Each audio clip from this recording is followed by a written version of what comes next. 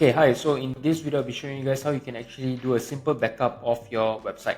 So first of all, I'm already in the back end of my WordPress website. What I'm going to be doing is I'm going to install the plugin, and then after that, I'm just going to do a simple backup. Okay, so first, I'm just going to head over to my plugins on the left, and then I'm going to add a new plugin here. And then after that, I'm going to search for Updraft plugin. It's going to load. And then as you can see here on the left, you have this Updraft Plus WP Backup and Migration plugin. So I'm going to install it. Okay, once it's installed, I'm going to activate it.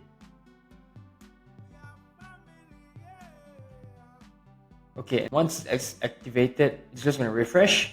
And then I'm going to double check to see whether it's already been installed.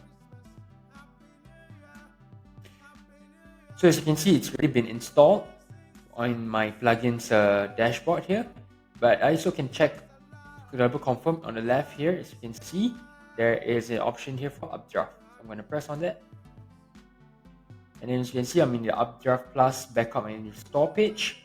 So what I'm going to do is I'm going to press on this Backup Now sign.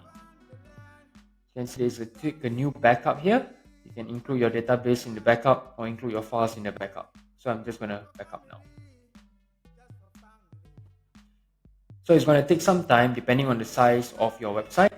And I'm just going to come back once it's already been backed up. Okay, once the backup is done, it will show the backup is finished. And after that, you can see that actually there is a log here at the bottom. And from here, you can see that you've already successfully backed up your website. And if anything happens that you've made any changes and then you want to restore, you can just press on the restore button here. And let's say you have a lot of backups, you can actually delete the old ones. Yeah, so basically you can have all of these things that you can back up. And then you can back up the database, you can back up the plugins, themes, uploads, and others. Yeah. So you can just press on any of them.